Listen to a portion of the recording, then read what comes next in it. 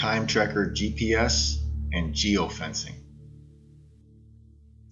Hi, in this video we're going to talk about the GPS functions and how to set up geofencing for use when someone is using the app to clock in and out with.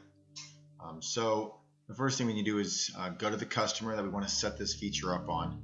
I'm going to select this customer 1, and under the admin tools you're going to find this geofencing. Now before we go in here, we need to make sure that this customer has an address set up. If you don't, then you're not going to be able to do this, because it's going to use that address to pinpoint where this geofence should be set up around. So you got to make sure if you don't have this address, this won't show up. You'll get an error right here essentially. But if you do have it set up, this would be your pinpoint, and then you're going to make your settings. So you'll see this map is actually showing what your latitude and longitude is of that pinpoint. So there's only one real setting we need to do, and that is the accuracy. We can do up to 4 different accuracies.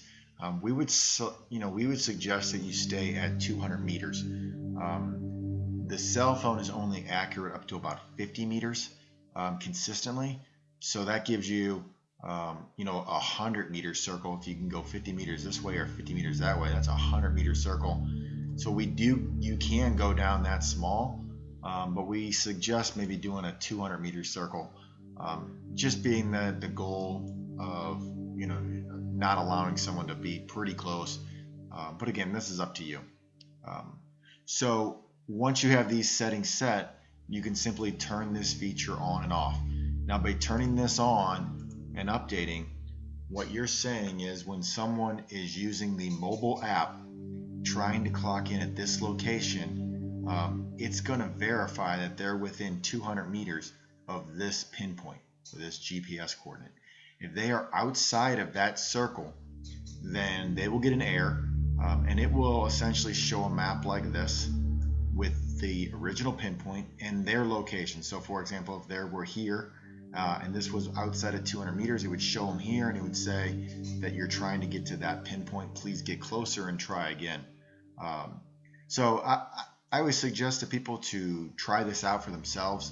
Set up a pinpoint maybe near your office or near a customer of yours, and then try to clock in and out against that, so you can see what it looks like when it errors and what it looks like when it succeeds, just to get used to this.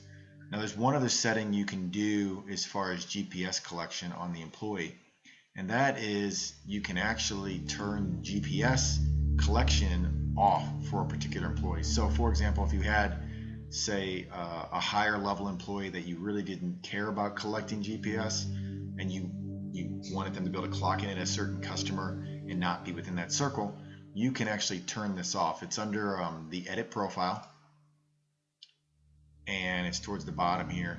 It's GPS clock in and out, yes or no.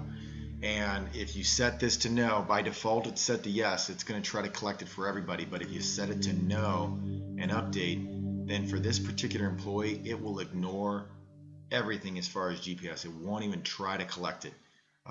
It will skip over that step. When they try to use their mobile phone and the app to clock in and out, it will simply bypass any kind of GPS recognition.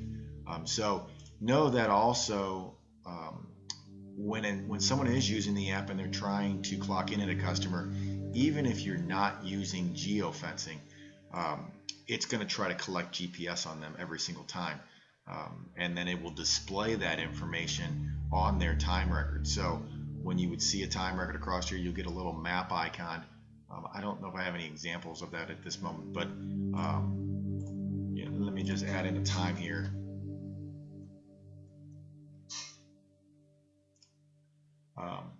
So in this record here, you'll see this GPS column. I would get a little map icon here if they use their mobile app to clock in and out, and it would capture their GPS, and then I could click on that, and it would pull up a map of where they were at on their in time and their out time if they use the app on both. So hopefully that helps you get things set up, and we're going to have another video on how to use the mobile app and how to get them set up on that, but that's not going to be in this video. So look for the video on clocking in and out via the mobile app for that. Thanks. Thanks for watching.